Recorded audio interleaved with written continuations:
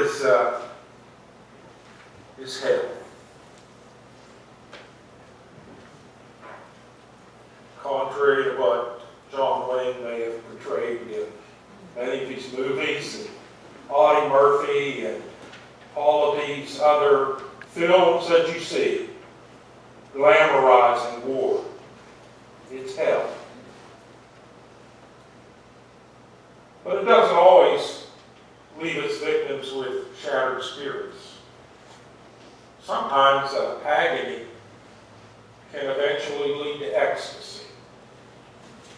I watched a program, it's been some time ago, and watched on PBS where they were talking to Iraqi and Gulf War vets who were back in the States. And I saw them interview a particular Army sergeant named Hilbert Cesar. And he was in charge of a 155 millimeter howitzer, which is a self-propelled gun. And while on patrol, an IED had exploded, severing his right leg in 3 places. He didn't die, but his right leg was replaced with one made of plastic and steel. He felt despair about his future. He was in pain, and he was worried that he'd never be able to run again or be attractive to women. Little by little, he began to shift his focus, though. He began to look for what was best and realized that he was fortunate to have made it back. And he now completes marathons in racing wheelchairs. And the reason I heard about it was because it was a VA program, and he's found a job in the U.S. Department of Veterans Affairs. And Gilbert has experienced post-traumatic growth. Well, something similar happened to the Apostle Paul as well. He was stabbed with a thorn in the flesh. And we don't know exactly what this thorn was. You know, biblical scholars have suggested that it could have been anything from epilepsy to stuttering to depression to eye problems. It could have been any of these. We just don't know. What's important is that Paul considered his affliction to be a painful trap or torture designed to take him out of the spiritual battle plan. You see, back in the first century, sharpened wooden stakes were often placed in pits with the hope that an enemy soldier would fall on them and be impaled. Something very similar to what happened in Vietnam. Sharpened stakes were the roadside bombs of the ancient world. And the same Greek word for them is the same word that Paul uses for his thorn in the flesh. Paul was stabbed, he says, by a messenger of Satan to torment me, to keep me from being elated. You know, he could have given up, assuming that his life was as an apostle was over. But instead he discovered that it was just the beginning. 3 times he pleaded to God to remove, not the thorn, remove the stake. But God said to him, "My grace is sufficient for you, for power is made perfect in weakness." Power is made perfect in weakness. As an amputee, Gilbert says, it makes me appreciate life a whole lot more. Think for just a moment of a time when you have experienced spiritual growth. shift of priorities, an increase in personal strength, a renewed appreciation for life, a deepening of personal relationships. Have these improvements been the result of smooth sailing and easy living? More than likely not. You see, these kinds of growth come from stress, struggle, and suffering. That's where these kinds of growth come from. I've asked a couple of combat vets, Steve and Coley, to share with you briefly this morning how their experiences shape their values and their spirituality. And so Steve's behind me. I'm going to ask him to come down first. Steve, would you come down and share with the congregation?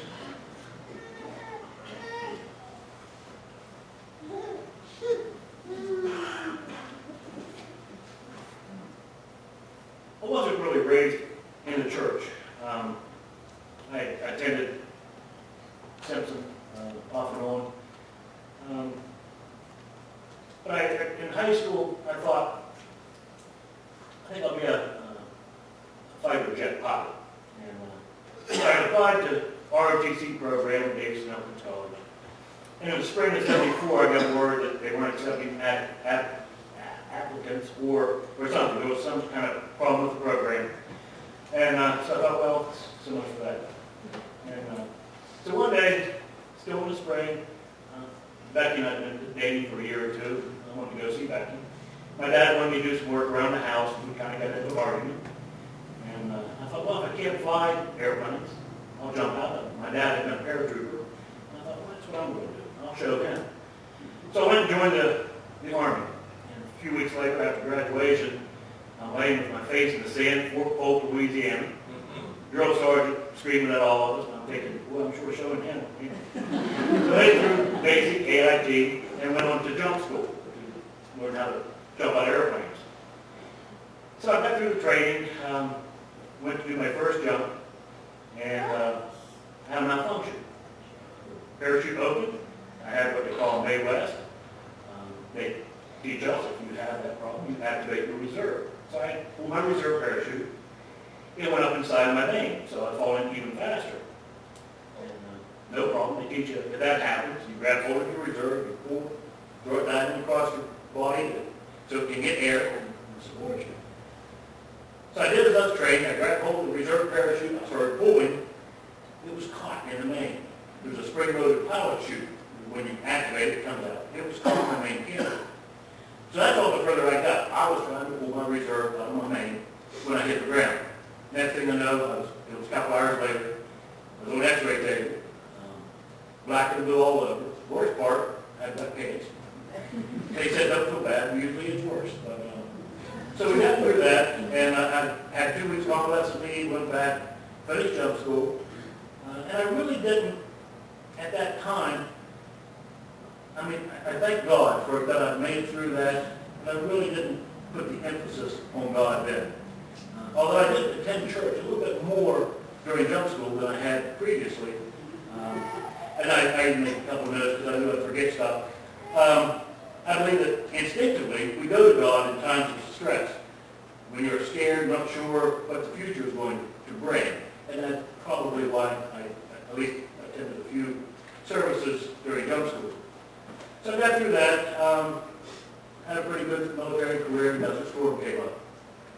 And I really didn't remember this that much. I was reading a book from General Lex, a Marine veteran of Desert War, who wrote a book From Prayer to Victory, God's Part in Desert Storm. And he says, when we need God, we fervently and passionately seek Him. When He hears and answers our prayers, we frequently have become so caught up in our own intellect, courage, commitment, and capabilities that we forget how much God really helped, how many prayers He really answered, how many miracles He really performed. I thought that's so true. So I go to Desert Storm, and of course when we first get there, we go through all these different drills. And the biggest Patriot missiles was our defense. And so we had probably 2 or 3 Scud alerts a week.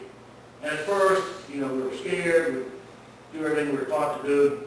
And finally I thought, there's nothing I can do about this. If the Scud's coming and going to hit me, it's up to God. And I turned it over to God. So then when we had the Scud alert, I grabbed my gear, put it on, grabbed my weapon, grabbed my camera. I thought, if I'm going to get blown up, I'm going to try to get a picture of it. So we got through that. Then I was sent to Bosnia, Operation First Endeavor. There, it was kind of not the beginning of IEDs, but that type of threat. And we traveled the country a good bit. And again, I turned that over to God. And I thought, if I'm going to get blown up, it's in God's hands. Got through that. But as I mature in my spirituality, I look back on that, and I can really am comforted by the fact that God was there for me. And so that's how my military career has helped my Christian life.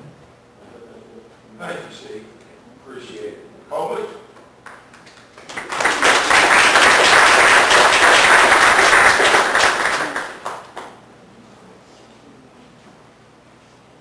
John mentioned John Wayne. If anything, he's pretty good at romanticizing what's not a very nice time for a lot of us.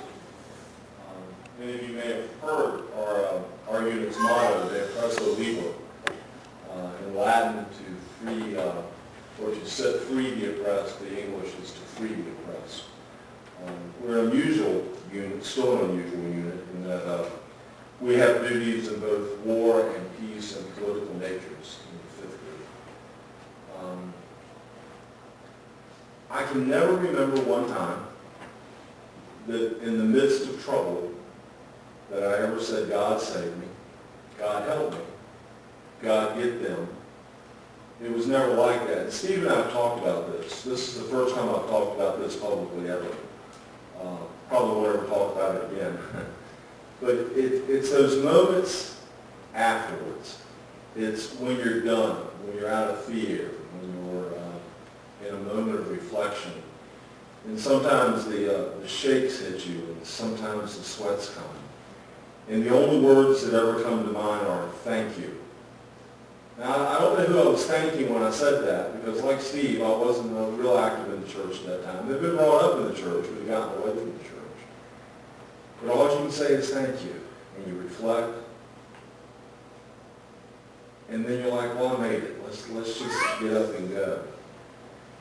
And I watched some guys die, and I watched some others come away scarred, probably worse than I.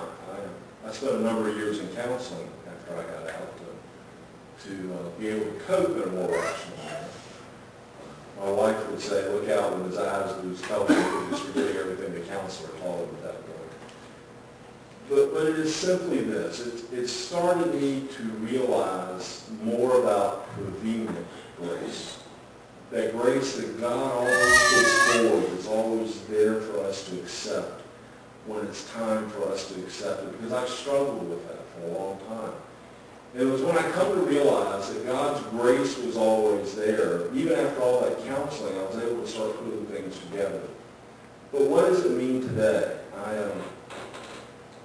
I find myself not judging people as harshly quickly because I don't know where they came from. I don't know what they've been through. I think it was Steve and we were having a discussion about John McCain when he passed. And I said, I don't like some of the things John did in his military career. But I can't say I wouldn't have done the same thing if I had been through what he went through. That's what I'm talking about. Does that make sense? Right? My ability to judge people at a similar circumstance is very different. And I get pretty harsh on children and grandchildren sometimes. But when I meet men who don't know what people have been through, you reflect back, and it's only because of that prevenient grace that I can stand here in front of you today.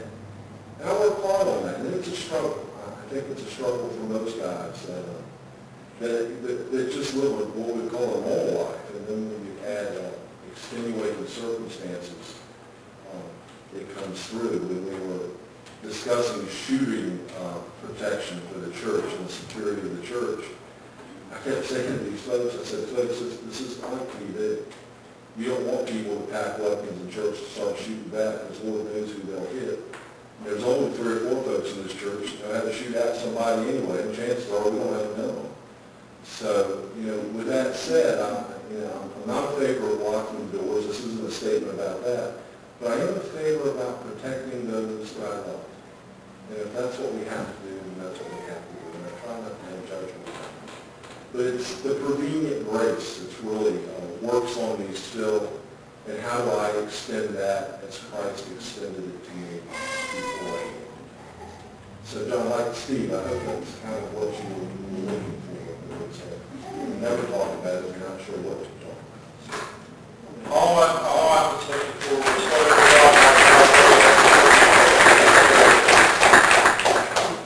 so we know about individual trauma. There's probably none of us here that, that has some age on us that hasn't gone through some kind of trauma in our lives. But in the life of the church, not talking individually, but talking about us as a community, and there's quite a number of us here today who live in this community. In the life of the church, it's typically a trauma that moves us from isolation into community. Sure, the festivities can be fun, but their effect is usually superficial.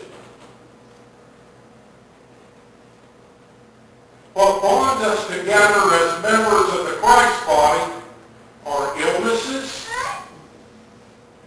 grief, adversity, confusion, and crisis. That's what bonds us together. And when I was thinking about this and writing this down and putting my notes down, I thought, and this church here knows a lot about crisis. Knows a lot about crisis. Some of you don't. You haven't been here long enough. There's a number of you here who know about crisis. Share a meal with a neighbor at a potluck and you made a contact. Carry or provide a meal for a neighbor after a death in the family and you've made community. When the church gathers together to talk honestly about our struggles and to share insights we've gained from our successes and failures, when we do that, when we begin to talk about the challenge of raising teenagers or overcoming addiction or managing money, when we get away from the superficial, when we talk about adjusting to the loss of a loved one, there's a tremendous benefit in moving from isolation into community. You see, when we gather together, we discover that power is truly made perfect in weakness. And now we come together to share a community meal. It's pretty hard to be upset with your neighbor when you're sharing a table together. Come together with the promise that Jesus the Christ will be near where 2 or 3 gather together in community in His name. And so we come today for the meal of the community.